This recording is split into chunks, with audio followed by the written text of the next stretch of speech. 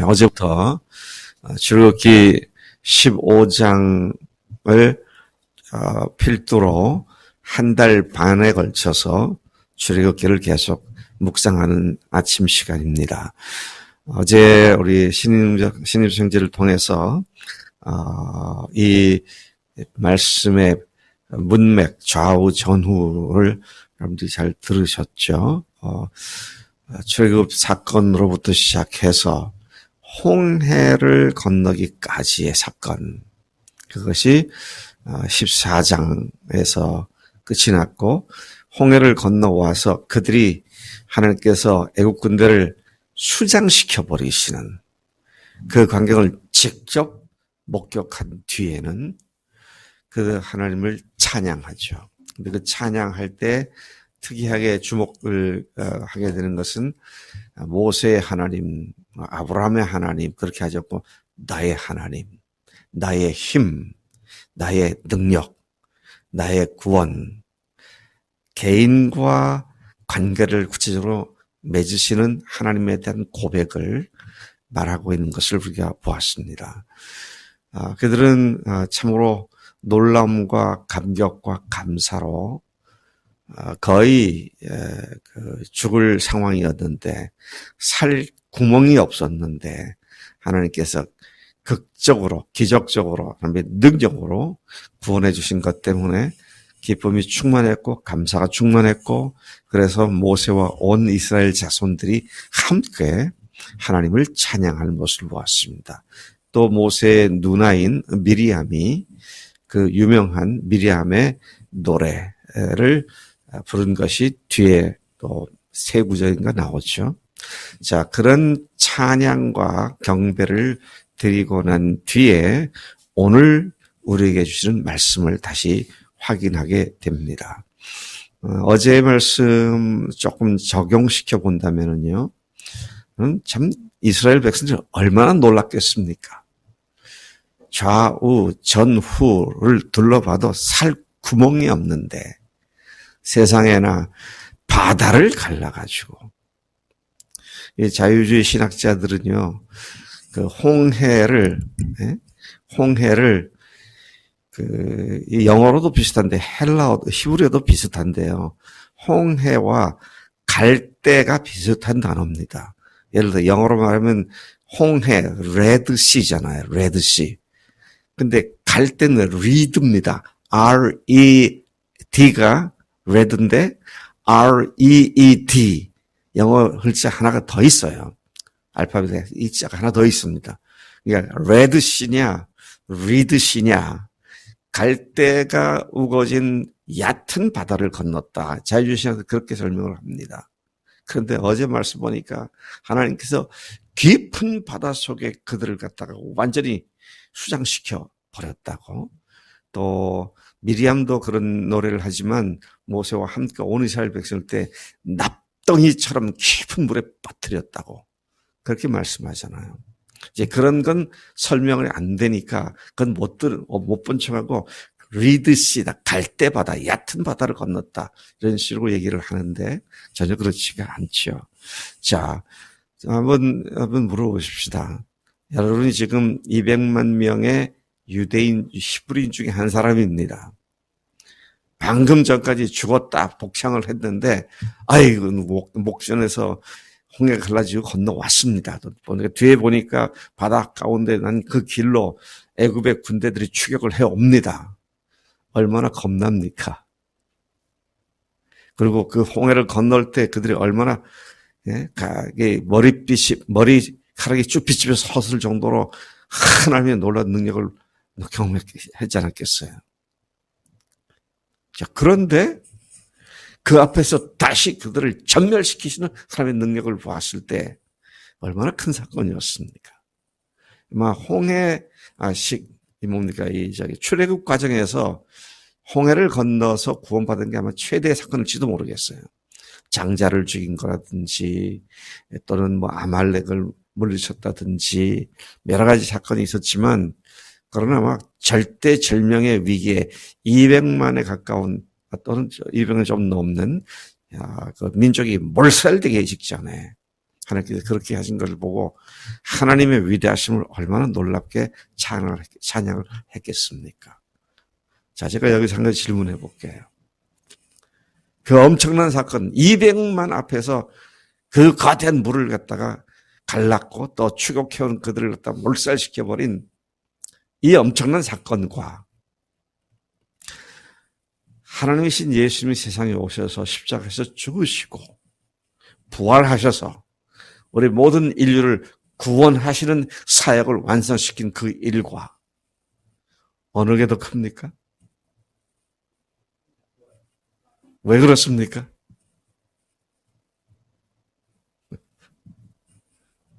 제가 어제 아침에 말씀 묵상하고 집사한테 나왔더니 그 홍해 갈른 그것도 큰 사건인데 그거보다 더 크다고? 그렇게 약간 처음에는 그러더라고요. 그래서 제가 그렇게 얘기를 했어요. 창조주의 하나님께서 만드신 피조물을 가지고 움직이시는 거하고 창조자님 자신이 오셔서 죽으시고 부활하신 거하고 그게 비교가 되느냐. 우리는 우리 목전에서 예수님이 죽으시고 부활하신 역사적 사건 앞에 우리가 섰었고 그분이 바로 나를 위하여 우리를 위하여 그렇게 하나님으로서 오셔서 죽으시고 부활하셨다.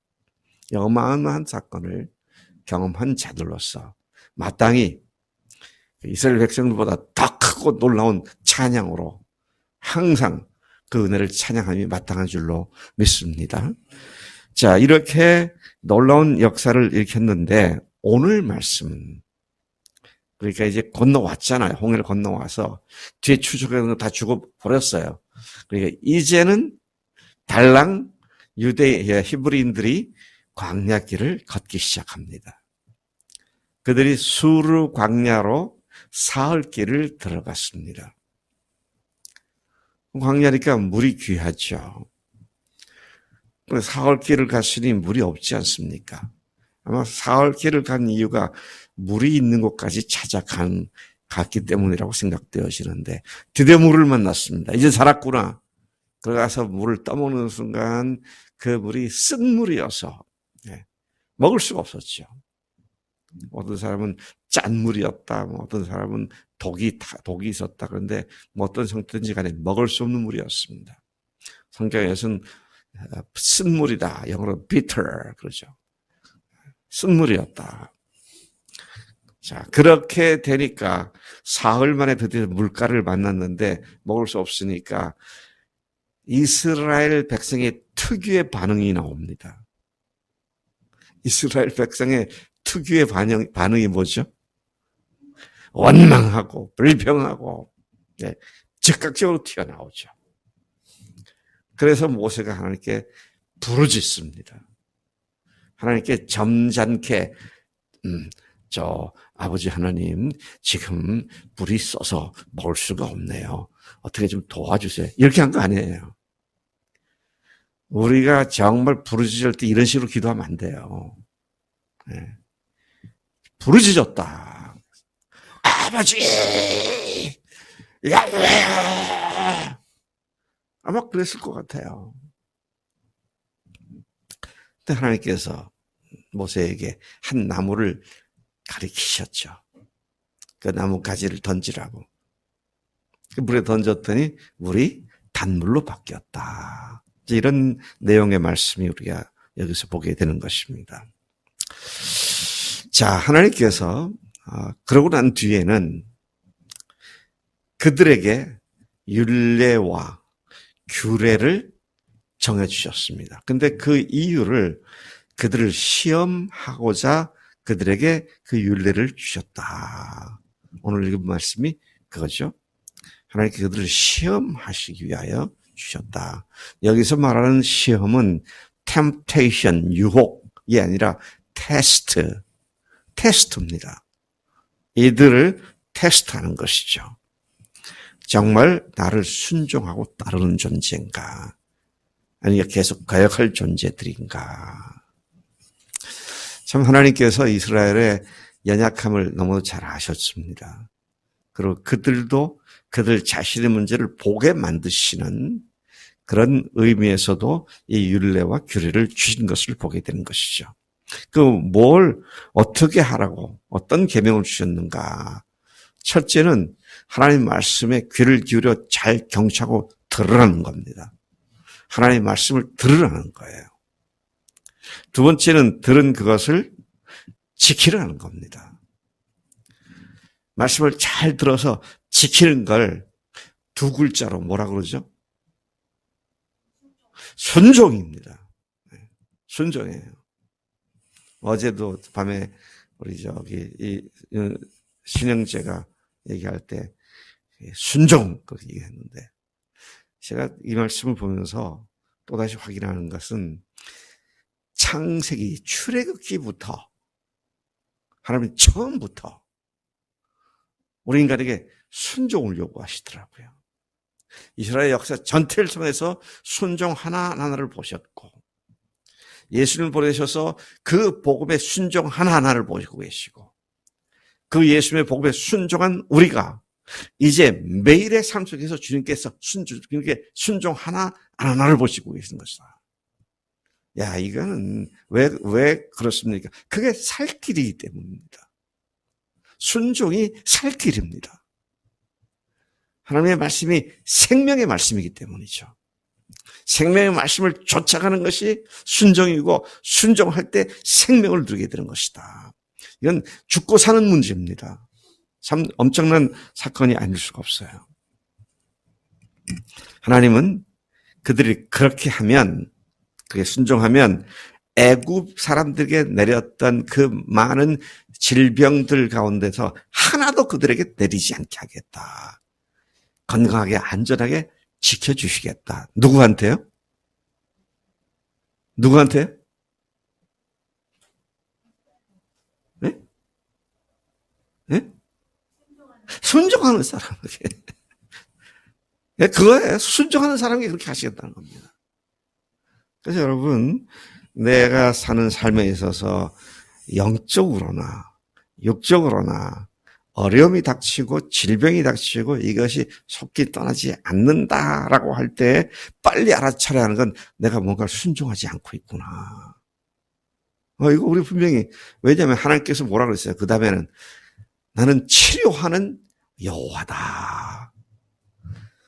우리 임집사님이 잘 아실 것 같아서 집사에서 묻겠습니다. 치료하는 하나님의 이름이 히브리어로 뭐예요? 여호와 라파. 라파의 하나님이시잖아요. 근데 치료하는 하나님인데 어떤 사람을 치료하느냐? 순종하는 사람을 치료하시는 것이죠. 세상 없는 말로 하나님을 찬양하고 하나님 듣기에 좋은 말로 기도를 하고 암만 그래도요. 실제로 주님의 말씀에 순종하지 않으면 아무 소용이 없는 것이죠. 순종하는 사람에게 하나님이 어떻게 하시느냐?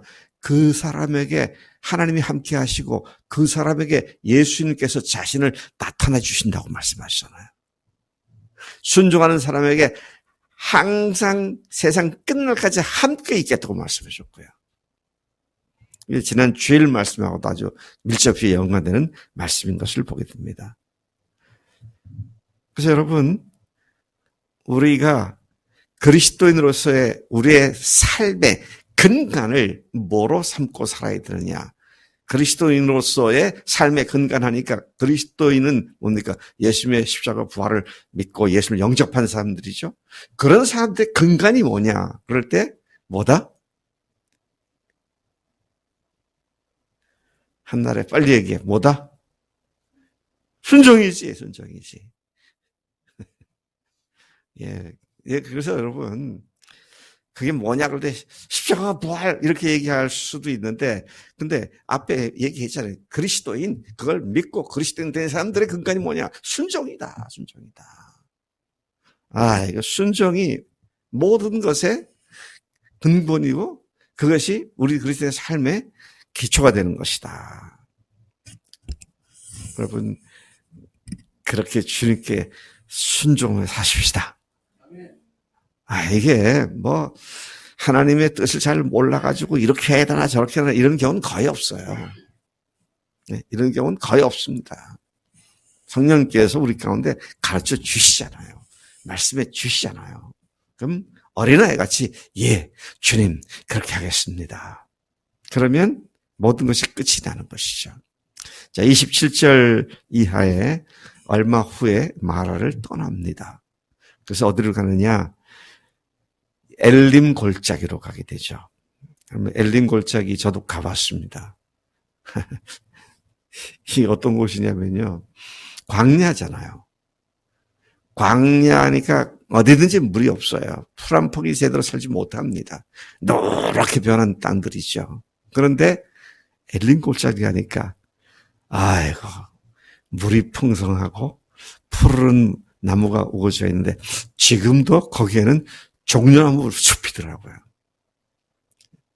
12샘물이 있고 70그루의 종려나무가 있었다. 그 말은 마실 물이 있고 그리고 쉴 만한 그늘이 있는 것이었다. 그것을 상징하죠. 그러니까 그게 뭐 골짜기라고 해서 뭐 조금 이렇게 우리 집 들어가는 황룡리 골짜기 이런 게 아니에요. 큰 골짜기입니다. 넓은 골짜기예요. 거기에 오아시스가 있는 거죠.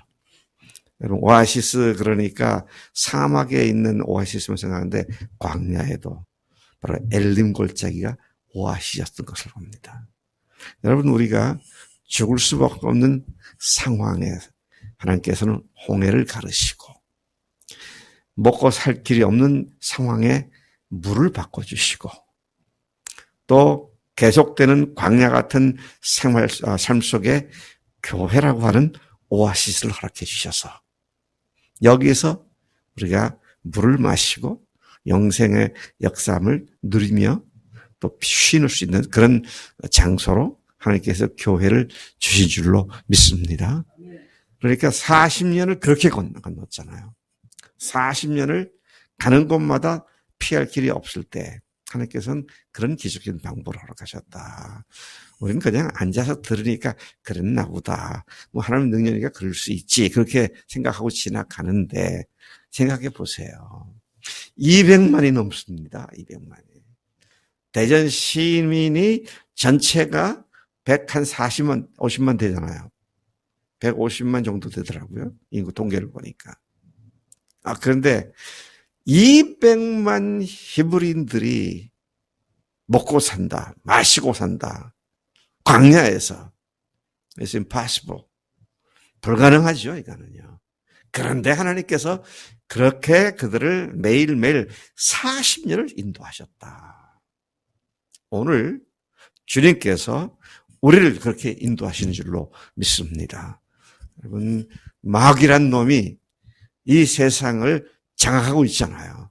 온 세상이 악한 자에게 처해 있다.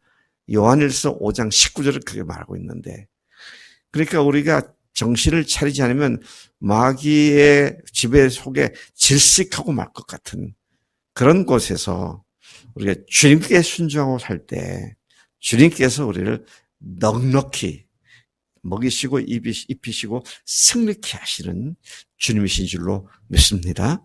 그리고 조금 더 기죽지 아니하고 담대하게 주님만 의지하고 순종하며 사는 우리가 됨이 마땅한 줄로 믿습니다. 하나님 아버지 감사합니다. 주님께서 오늘 우리에게 모세를 통하여 이스라엘을 통하여 우리에게 친히 말씀해 주시니 감사합니다. 마라의 쓴물 같고 물 없는 광야 같은 이 세상에서 주님께서 그곳에서 물을 바꿔주시고 또 그곳에서 오아시스를 허락하시는 우리 주님이심을 찬양합니다. 하나님 오늘도 주님의 은혜 가운데 순종하며 살아 아버지의 풍성함을 누리며 사는 우리가 되도록 인도하실 줄로 믿습니다. 감사합니다. 예수님의 이름으로 기도를 쌉나이다. 아멘. 아멘.